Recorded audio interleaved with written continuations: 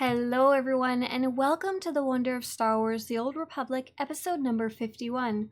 For those of you who are joining us for the very first time, this is part of an ongoing series where I play my Sith Inquisitor on a free-to-play account and focus on the lore and the story of the game. For those of you who are watching this whole time, welcome back. If you haven't been watching this whole time and you want to start at episode 0, I removed the videos from my YouTube, so make sure to check the description of the video so you can start at number 0. Welcome back everyone. We have been doing, I don't even have the music on here, and I definitely should, because Alderaan has such a wonderful score to it. I love the thematic music that they've created for it, as well as the environmental music, kind of the background music that we're hearing right now. It has a really nice array of instruments, especially the theme, the Alderaanian theme. I'm hoping it'll play sometime so we can talk about it more. As for what we're going to do today, we have quests scattered all over the map now of Alderaan, and while I was wandering around, I noticed that I had gotten some quest mail and that I somehow missed a quest, so we're gonna come talk to the agent over here right after we read that mail. Giarvers on behalf of Moff Sarek, an excellent performance. Moff Sarek wishes to convey his appreciation for your assistance with Lord Jorad Thul, who is proving to be more pliable than we had previously believed. He has ordered several sneak attacks on House Organa forces and requires less and less guidance from Moff Sarek every day. The Moff is certain this is due to your influence, particularly in how you handled the rebel Kilessa and his men. It is the Moff's hope that the ideals of the civilized warfare will leave Alderaan forever. He thanks you for your contribution. Respectfully, Giarvers. That's kind of interesting. It's known on Alderaan that the reason Satele Shan was on Alderaan before the Battle of Alderaan was that she was investigating whether the Sith were kind of fueling the fire between the noble houses. And from that mail, it actually sounds like they don't want there to be an actual war between the houses, but they do want their favored house to come out on top. My lord, a moment, please. The blasted Jedi are interfering again.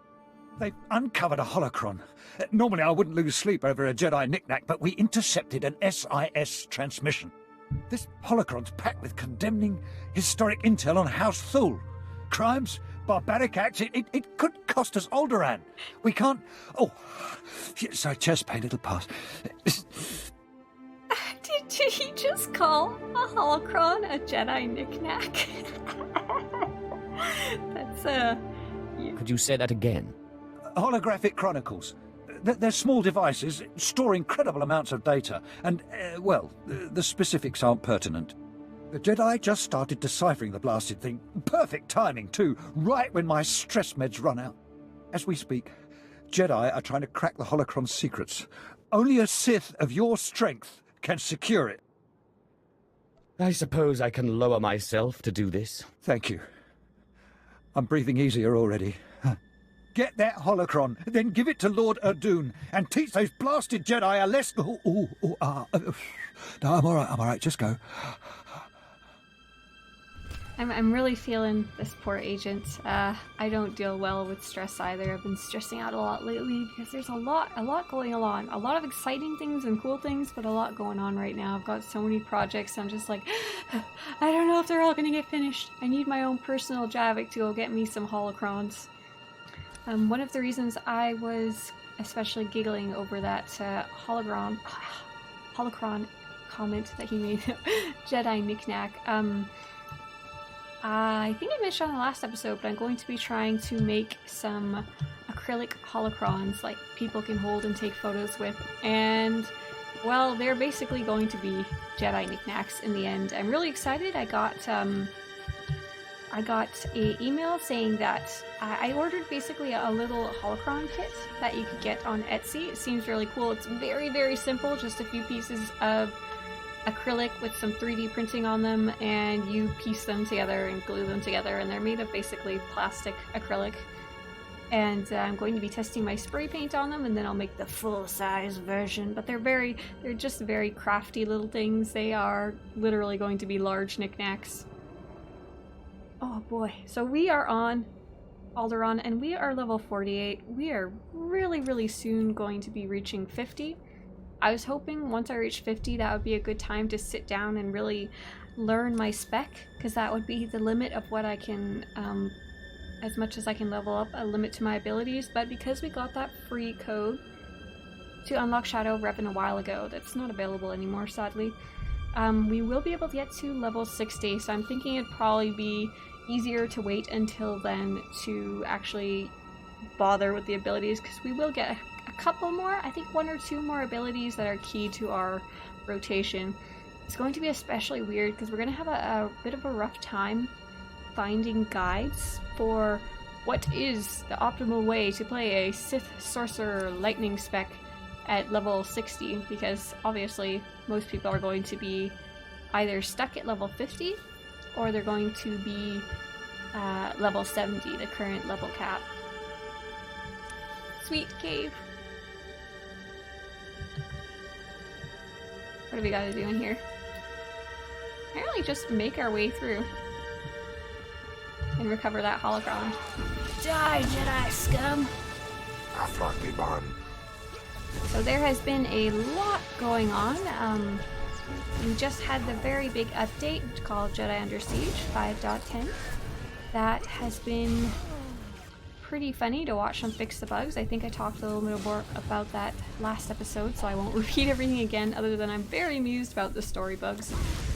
Luckily, all the little tiny things like the companion bugs and stuff like that, all of those are going to be fixed with the next patch. They have confirmed it, like 90% of the bugs are getting fixed, which is awesome.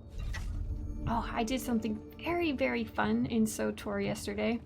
I've mentioned before that me and my husband met through Star Wars The Old Republic. We used to, I guess, I'm not sure if dating is quite the right word, but we would spend a lot of time together in-game because we lived in different countries, and one of the less intensive things we would do, like we'd often do operations together or like actual missions and stuff, but we would spend a lot of time decorating my strongholds together, like, because you can only actually decorate your own stronghold. You can't actually touch anything in someone else's stronghold. You can't give someone like a special key to decorate your house, but he would like flip through the GTN with me. He would make suggestions of what should go where, and we haven't done anything like that for a very, very long time. We tried playing SWTOR side by side, like we were doing some missions, and I was having a hard time with it. It's very disconcerting to play SWTOR co-op because you have double the cutscenes playing at the same time. It's just kind of awkward. It's good to play if you're not in the same room, though, I would say, with a buddy. So we haven't really even tried again for a very long time to play together. And last night I was just I'd finished whatever I was working on.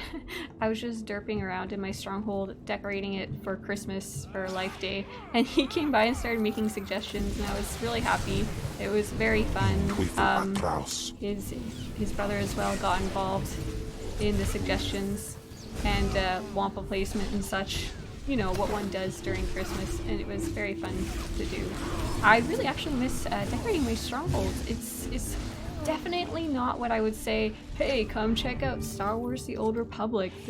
The player housing decorating is off the chain. No, I would definitely recommend it for like the stories, and I really like the group content. But it's probably one of my most favorite things in the game, is just to kind of mess around with the quiet cosmetic stuff. It's very relaxing to me. I like having so much more freedom in the game to play around, I guess. Like, for example, for my wardrobe in real life, I have to think very practically. I have to wear certain things. I have to worry about washing them afterwards. But in the game, it doesn't matter. Javiik does not have to worry about washing these sweet, sweet wool robes. Does not have to worry about ironing that little sash of his. So that's one of the reasons I like it in the game. Also, I just find it the repetitive actions of putting stuff down in the stronghold relaxing. Definitely very relaxing. And I like having something in the end that you can like show off to other people, and if you're role-playing, something you can make a story in. That was something else I did this week that was very wonderful. I got to go to it was yesterday? Yeah, it was yesterday. I got to go to a roleplay wedding in-game. It was very sweet. It was between 2 of my guildmates whose characters had been role-playing together for a very, very long time. probably they've been role playing together for at least a year, if not much longer, and they've been planning this wedding between their characters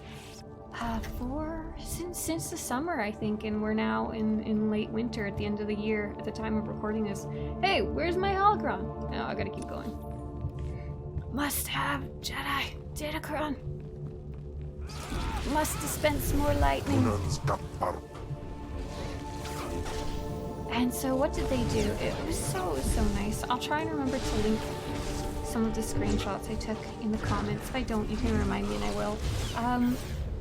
Basically what they did was they actually have two different pairs of characters that roleplay together.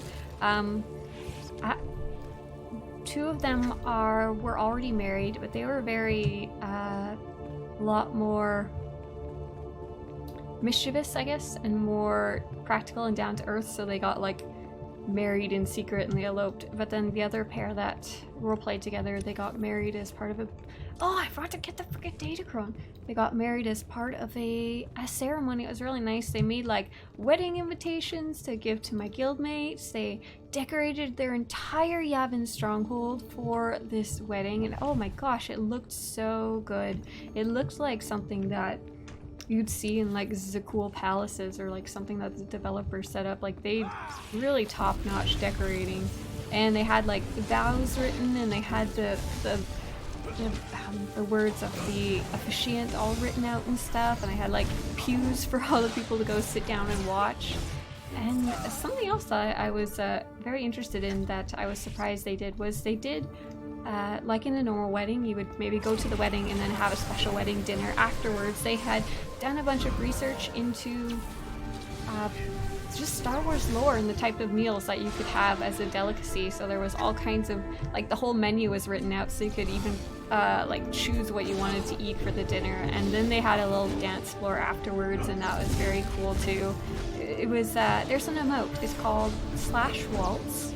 I think it's a Cartel Market one. You have to buy it, but if you and another player activate the emote at exactly the same time, it'll look like your characters are actually dancing together in step, and it's really cool. I was like, oh, this is so perfect. And they had like they put links to us so we could listen to the wedding music and stuff like that. It was very enjoyable. There was a DJ afterwards, after the wedding couple's first dance. It was a very, very fun thing to go to.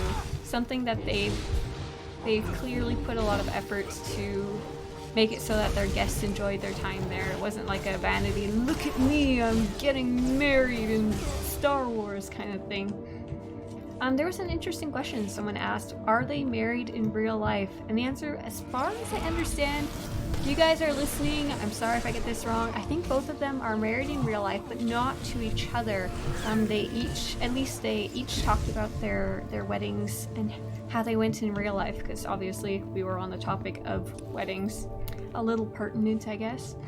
And as far as I know, they just have really enjoyed role-playing, and I guess more importantly, world creation and story creating with each other for such a long time. So I thought that was really cool. Role-playing was one of the ways that I also got to meet my husband apart. First way was raiding. Definitely raiding. Would never talk to him otherwise. Second way was, I think I had role-played... No, I had volunteered to be the roleplay officer because there wasn't much of a cohesive story going on for our guild. And I was like, sure, let's start something, yeah! But I needed some help, and so I said, anyone who wants to help, come volunteer with me. And that's how we got to meet each other, too. Oh yeah, oh sweet. Can I do Conquest as free play? Javiik, kill that person. Kill that fool. How many points do I have? Oh, I have 400 out of 15,000. I don't even know how many of these I can even do. I wish they were like grayed out if I couldn't do them as a free to play, because it's showing like Eternal Championship champion, but I can't. I have zero access to that as free to play. I don't even have access because I unlocked the Shadow of Revan expansion for free. Let's go give this poor guy his datacron. Oh no, he doesn't want it. I have to move on.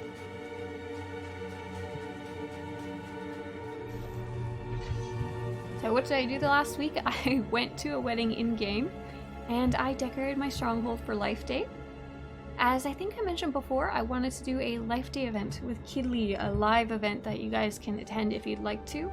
The date is now officially set.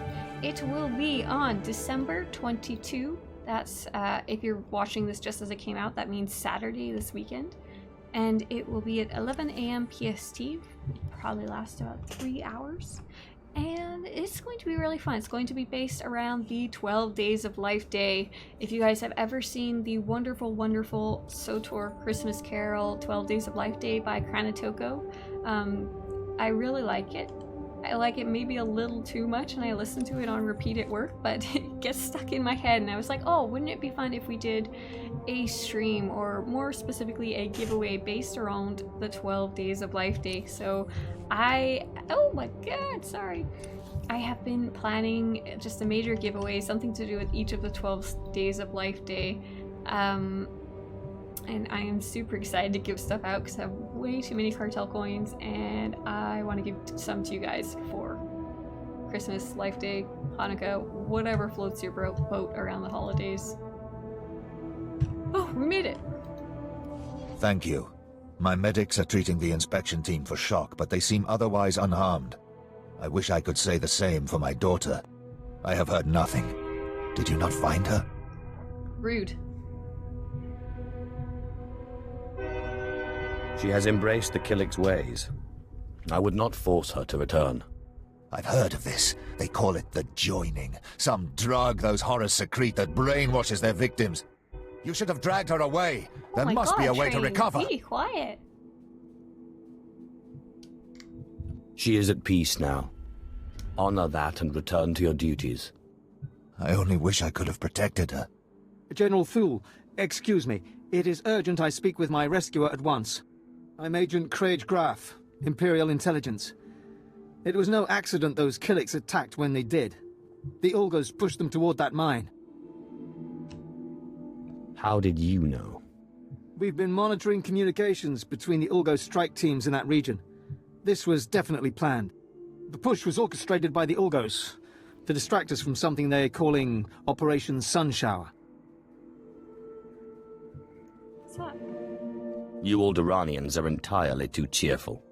I've heard that term. It's come up a few times in the chatter we're getting from our back door into the Organa networks. It's a beradium detonator, a massive explosive. They plan to strike at the heart of Thule lands. The detonator's being transported by Boris Ulgo's elite soldiers, former Republic Special Forces, with the best weapons they could take and all the training the Republic gave them. No one in the Republic understands what the dark side is capable of. Just before the Killiks arrived, we acquired a data file that I believe to be the launch codes for the detonator. If you really wish to strike fear into the heart of the Ulgos, get into the camp where they're holding it and set it off prematurely. It won't be the full force of the weapon, but let it be Ulgo that perishes, not Thule. I'm still super happy that I chose to wear this because the cutscenes look perfectly color coordinated every time. Oh wait, are we supposed to turn something else in here? Yes, we were.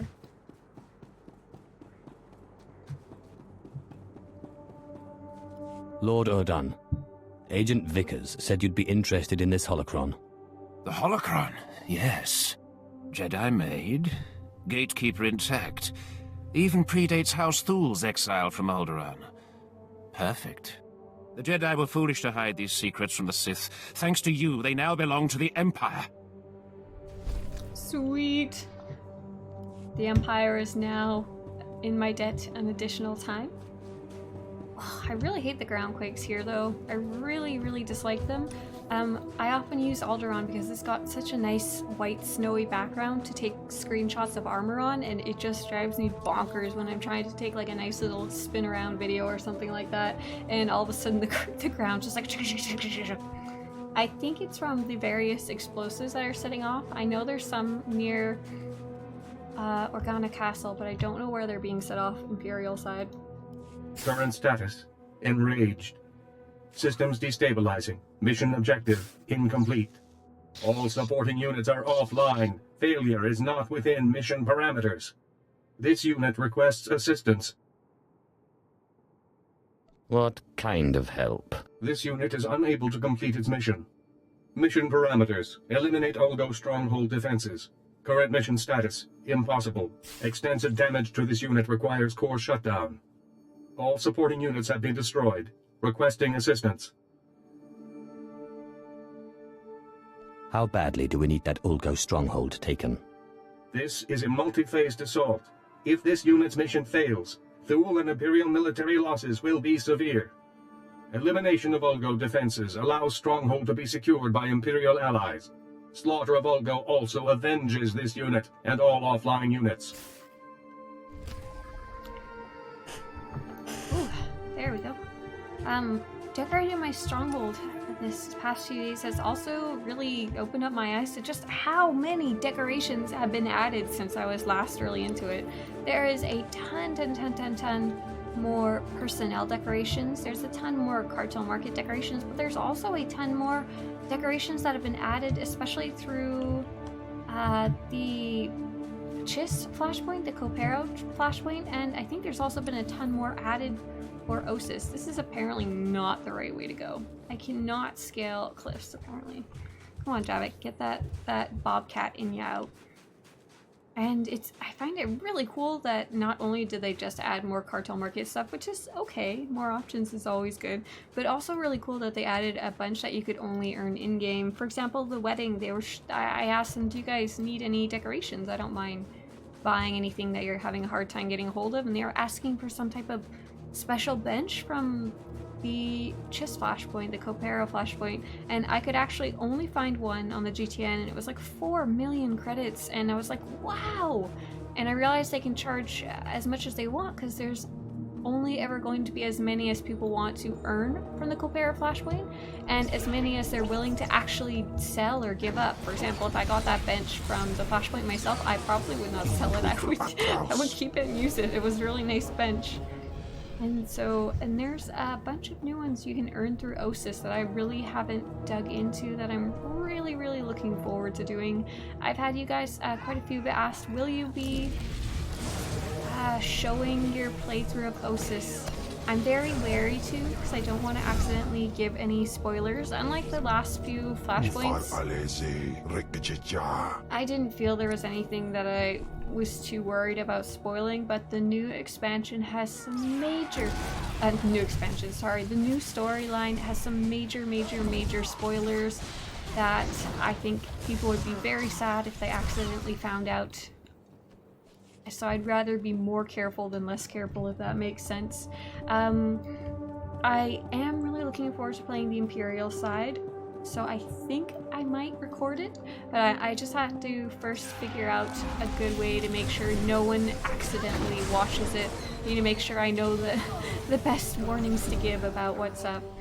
For example, there's some really cool 7th anniversary decorations that I've made another video about, but they put major spoilers right in the middle of that, and I have a strong suspicion that as more people play, once it gets starting to get out of spoiler territory, they probably will start advertising that spoiler more, because it's pretty cool, one.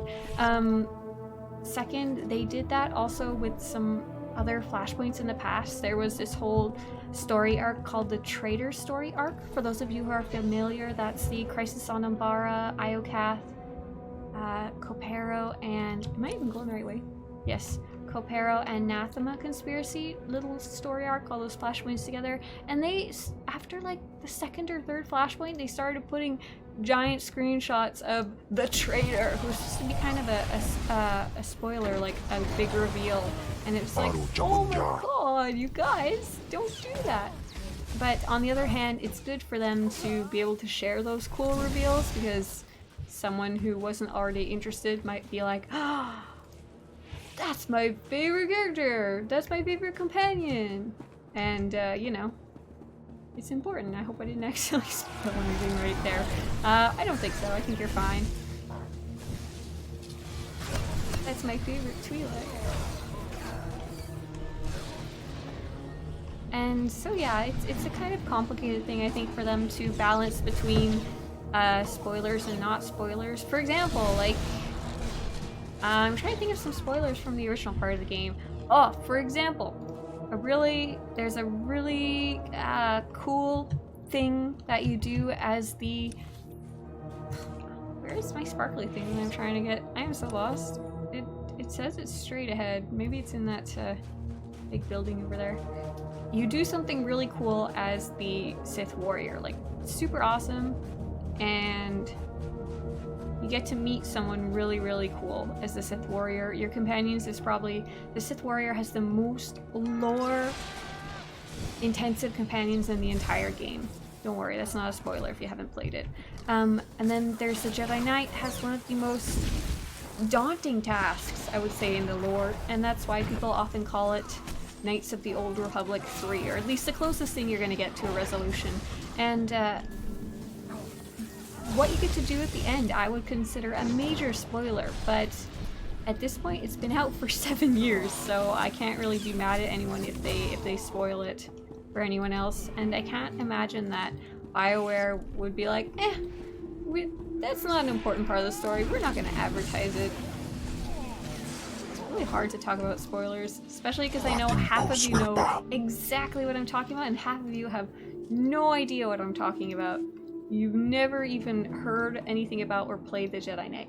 Yes, if you have time, play the Jedi Knight at least once. Even if you just do the class story and skip all the other bits, it's super cool. And I should probably go back and replay it for like a 3rd time. Let's see where we go. We're going south. So what am I looking forward to? Like I said, I'm looking forward to doing Osis again.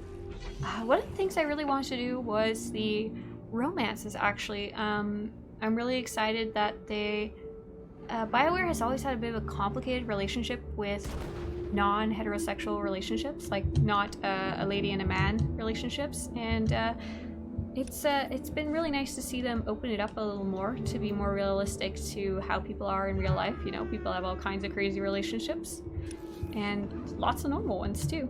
And so when the game first came out, there was only female and male companion romances. If you were a female and maybe took a really good liking to one of your female companions, no relationship for you. And if you're a male who liked one of your male companions, no, nothing for you. And over time, oh, did I just get off that platform I was supposed to be on it? I'm so mad. It wasn't until the first expansion that they actually added a same-sex romance, which was really cool. It was a very shallow romance. It was kind of a quick little thing, but the fact that they added it all was pretty cool. The BioWare office, BioWare as a company, as far as I know, has gone more in-depth with those type of romances in other games, but I'm guessing because SWTOR was such an incredible endeavor and involved so many other companies like EA, Lucasfilms, hundreds of millions of dollars invested, all that stuff, they decide to stay more on the safe side of things, like better safe than sorry would be my guess. And I can't blame them. As a company, they have to keep their monetary interests in heart, and it's been really nice to know that those monetary interests and probably also moral interests, I don't know, social interests, have meant that they can open up their romances a little more. So they've got the first romance was in the first expansion. It was someone you kind of saw and then you never saw again, though. It was very, very simple. Then once the Knights of the Fallen Empire, Knights of the Eternal Throne came out, they really started... Kimval, I'm gonna eat you. I swear to God. I'm gonna romance you. That's what I'm gonna do. They started really opening up companions to be romanceable on both sides, and oh, that was very cool. They were fully fleshed out romances. Characters were equally interested in a companion would be equally interested in a male character as a female character in almost exactly the same way. Like, you wouldn't lose anything, I guess you could say. You don't miss out on anything no matter what your character's gender was. So it was very nice. Players could finally start interacting with romances in that specific way, in a true, I say a true, but they're online pixels in a game. They're not real people. In fully fleshed out romances, I guess would be the right word for it. Even though I'm sure no matter who you ask, every single player in the game would say they would love even more fully fleshed out romances. And what's very interesting that what they're adding now is these same-sex romances for characters who, in the past, only accepted a relationship between a female character and a male companion, or a male companion and a female character. In this specific case, they are adding... It is going to be Nadia will now be able to be romanced by a character of either gender, and I was going to say Kira. I'm sorry, Kira is not back yet and everyone's crying about it. Nadia and Jaisa Williams. How is her last name? It's Wilhelm or Wilsums or Williams, or you know who I'm talking about. Dark Jaisa and Light Jaisa, from the Warrior story, and she's also a well-beloved character. So it's cool that they are willing to go back and I guess give those characters more options. Ew, where are we going? And that's a cool thing, because it's nice to be able to see people like you in video games in a general way, I would say. So anyone who who's a wife who has a wife, or a husband who has a husband, is probably pretty stoked that the game has those options and they aren't kind of shoved to the side or ignored or pretend that they don't exist. That's neat. Man, I need to go freaking... Where is this platform? I think I talked about Kemval being a romance last time, didn't I, right? That's some weird stuff.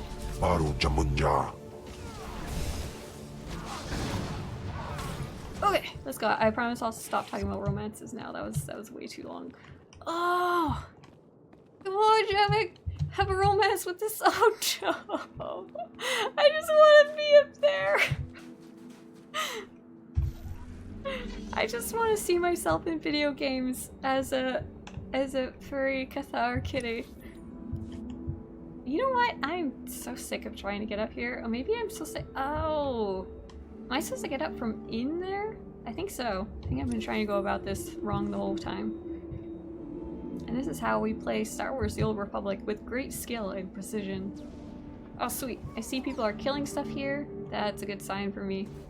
Go, go, go, Agent! Go, go, go! I hope I don't get stuck here. I'm gonna cry. So yeah, I'm looking forward to... Oh no. Oh no, I got stuck. No, what have I done? Looking forward to playing Osis. I'm looking forward to doing the 12 Days of Life Day. I have a feeling Kid Lee will record it for those of you who aren't able to attend in person. It's supposed to be in here, apparently.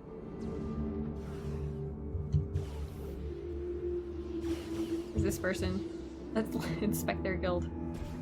Their guild is Unchained Wrath. Interesting conquest, raiding, PvP, or more importantly, some cool people to play with. Hit us up. I don't want to steal his thingy if that's what he's doing. He's doing that quest. Dude, I'm gonna touch your button. Run away!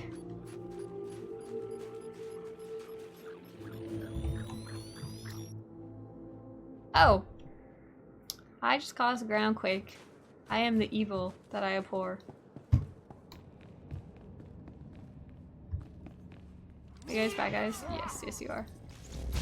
You need to turn name tags back on. I think I might actually have shadows off again, because when I've been trying to record basically a spin around video of every armor in the game, and it's a lot easier to do when you have the shadows off for better lighting. I always forget to turn it back on. I still feel like I like the game better with shadows off, especially since I used to live in Canada and we'd have days where there's barely ever even any sunshine during the winters. So I'm like, I'm gonna have sunshine, eternal sunshine in game. Oh, I just got another conquest.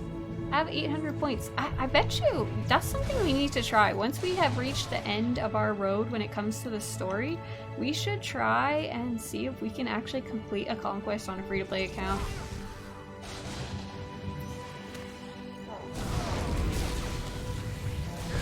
One of the things I wish I could do on my free-to-play account is run operations. I feel like I do want to run operations with Javiik in the future. So eventually we're gonna have to break our free-to-play reign of terror. By the way, for anyone who's jumping in partway through, who's wondering, what are you talking about, you're free-to-play? You're playing a Cathar. That was the only thing I cheated about, because Cathar was the only species or race that I had not played yet. So I cheated and I sent myself the Cathar unlock item, but I did not cheat in any other way. I have all the exact same restrictions as a normal free-to-play player would. Except I unlocked the Hutt Cartel and Shadow Revan expansions. So it's kind of interesting. It did not help me in any way. It didn't give me extra quick bars. It didn't give me extra unlocks. It just means that I can keep playing the story after Ilum once we get there. Kill him, Campbell!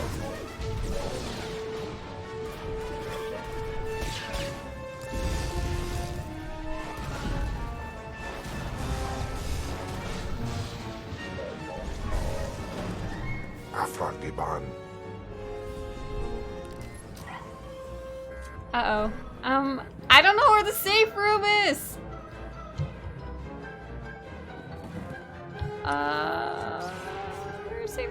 Safe room. Go! Force run! I remember doing this quest. I don't think I made it in last time. Oh, you have 40 seconds. We have time. Here, let's see. Campbell, come in here with me. Come in the safe room. Nope. You know what? Actually, Campbell, you stay out there. Here, go further out with him, Campbell. Oh no! No, Campbell! Leave me alone! I think it... Oh. We should close the door. Yes.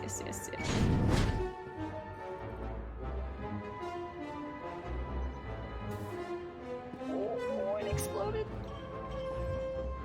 That was cool. Sweet, let's go turn these in.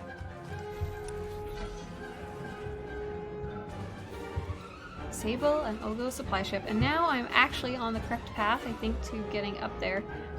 Nope, not yet. Oh my god.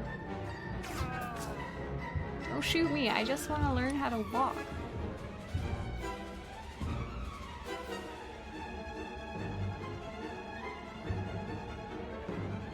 Maybe it isn't over here, I'm not entirely sure in the end. I was just kind of hoping it would be.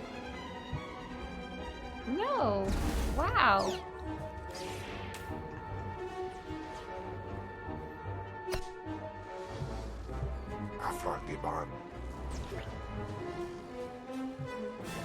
Looks like it could be this way over here. Oh yeah. This is the way we were trying to go, but we got stuck in that little gap there. Come on, Kimball. Going on an adventure. We don't want to fight all these guys. We've done too much fighting in our lives. I think once we eventually get to that ship, I think it will be a good time to call it a day. There's been more than enough exploring today.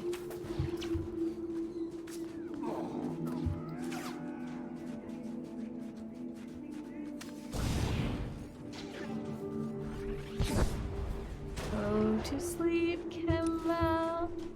Dream of strange Dashad woman. I don't even know if there are Dashad women.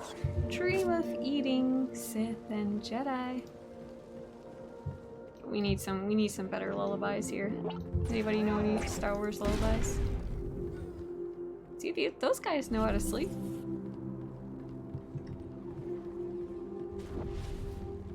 Yeah, I can even heal myself while I run.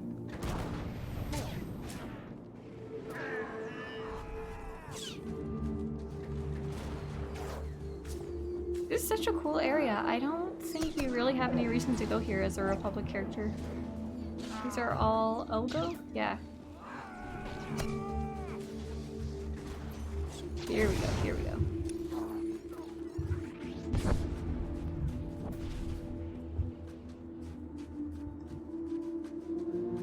See if everyone goes away. I run far enough. There we go. Let's blow this ship up. These are actually really cool. They're like transport ships.